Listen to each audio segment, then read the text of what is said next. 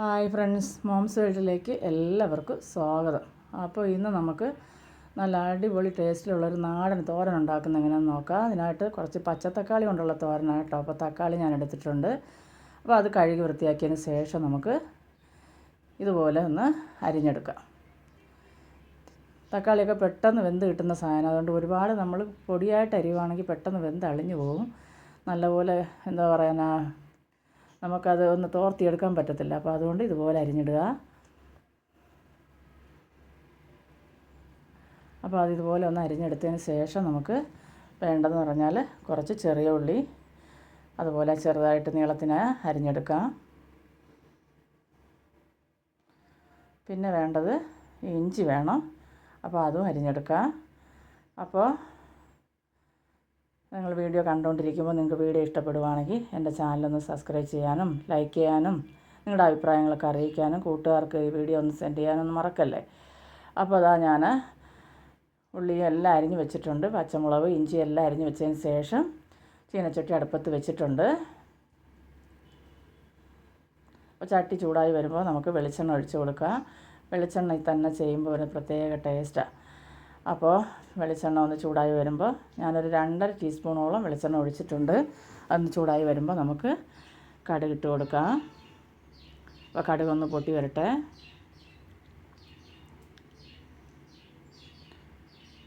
കടുക് പൊട്ടി വന്നതിന് ശേഷം ഒരു തണ്ട് കറിവേപ്പില നമുക്ക് ഇട്ട് കൊടുക്കാം.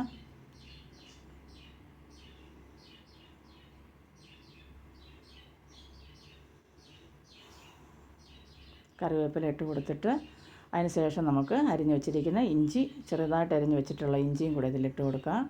എന്നിട്ട് ഇഞ്ചി ഒന്ന് വഴറ്റിയെടുക്കാം. അപ്പോൾ ഇഞ്ചിയുടെ ഒരു പച്ചമണമൊക്കെ ചെറുതായിട്ടൊന്ന് മാറിക്കിട്ടണം. ഒന്ന് വഴറ്റിയതിന് ശേഷം ഒരു 2-3 മിനിറ്റ് ഒന്ന് വഴറ്റിയതിന് ശേഷം നമുക്ക് ചെറുതായിട്ട് അരിഞ്ഞ് വെച്ചേക്കുന്ന ചുമന്നുള്ളി ആട്ടോ. സവാളയെക്കാളും ചുമന്നുള്ളി ഇട്ട് വയ്ക്കുമ്പോൾ ഒരു പ്രത്യേക രുചിയാണ്. അപ്പോൾ ചുമന്നുള്ളി ഇട്ട് കൊടുക്കുക. അതിൻ്റെ കൂടെ തന്നെ പച്ചമുളകും കൂടെ ഇട്ട് കൊടുക്കുക. എരിവിന് ആവശ്യത്തിനുള്ള പച്ചമുളക് ഇച്ചിരി ഒന്ന് കുറച്ചിടുക. ഇനി ഇച്ചിരി മുളക് പൊടി നമ്മൾ തേങ്ങ ഒന്ന് ഒതുക്കി എടുക്കുമ്പോൾ ചേർക്കുന്നുണ്ട്. അപ്പോൾ ഇതുപോലെ ഇട്ടൊന്ന് ഇളക്കി കൊടുക്കുക. ഇനി ഇതിനാവശ്യത്തിനുള്ള ഉപ്പും കൂടെ നമുക്ക് ഇട്ട് കൊടുക്കുക. എല്ലാം കൂടെ ഒന്ന് നല്ലപോലെ ഒന്ന് മിക്സാക്കി ഒന്ന് വഴറ്റിയെടുക്കുക. ഇനി അതിലേക്ക് ആവശ്യത്തിനുള്ള മഞ്ഞൾപ്പൊടി ഇട്ട് കൊടുക്കാം. അപ്പോൾ തക്കാളി ഒരുപാട് വേവെന്നുള്ള ഒരു സാധനമല്ല. അപ്പോൾ അതുകൊണ്ട് നമുക്ക് തക്കാളി ഇട്ട് കൊടുത്തതിന് ശേഷം ഒന്ന് അടച്ച് വെച്ച് നമുക്കൊന്ന് തീ ഒരുപാട് സിമ്മിലിട്ട് ഇങ്ങനെ ആവി കയറ്റി ഇത് ചെയ്യരുത്. അപ്പോൾ പിന്നെ അത് വെന്ത് കുഴഞ്ഞു പോകും. തോരൻ്റെ ഒരു ഇതിൽ കിട്ടത്തില്ല, ചിലപ്പോൾ കുഴഞ്ഞു പോയാൽ കൊള്ളത്തില്ല. അതുകൊണ്ടാണ് പറഞ്ഞത്. അപ്പോൾ ഇത് ഇനി ഇങ്ങനെ ഒന്ന് അടച്ച് വെച്ചിട്ട് നമുക്കൊന്ന് ആവി കയറ്റിയെടുക്കാം. പെട്ടെന്ന് വേവും. അപ്പോൾ ഇടയ്ക്കൊന്ന് ഇളക്കിയൊക്കെ കൊടുക്കുക.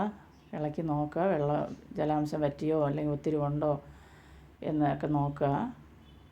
അപ്പോൾ നല്ലപോലെ ഒന്ന് ഇളക്കി യോജിപ്പിച്ച് കൊടുക്കുക.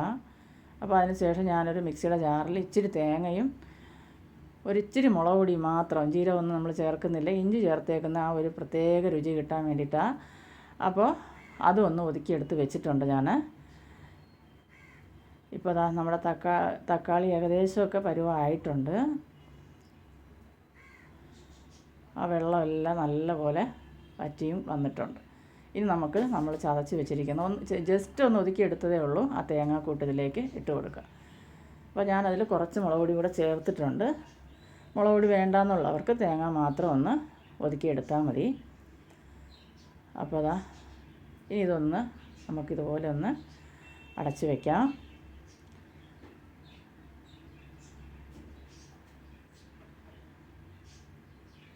വീണ്ടും ഒന്ന് തുറന്ന് നോക്കാം. ഇനി നമുക്കതൊന്ന് ഇളക്കി യോജിപ്പിക്കാം. ഇപ്പോൾ നമ്മുടെ തക്കാളി ഇവിടെ ഒരുപാട് വെന്തൊന്നും ഉടഞ്ഞിട്ടില്ല, ആവശ്യത്തിന് വെന്തിട്ടുമുണ്ട്.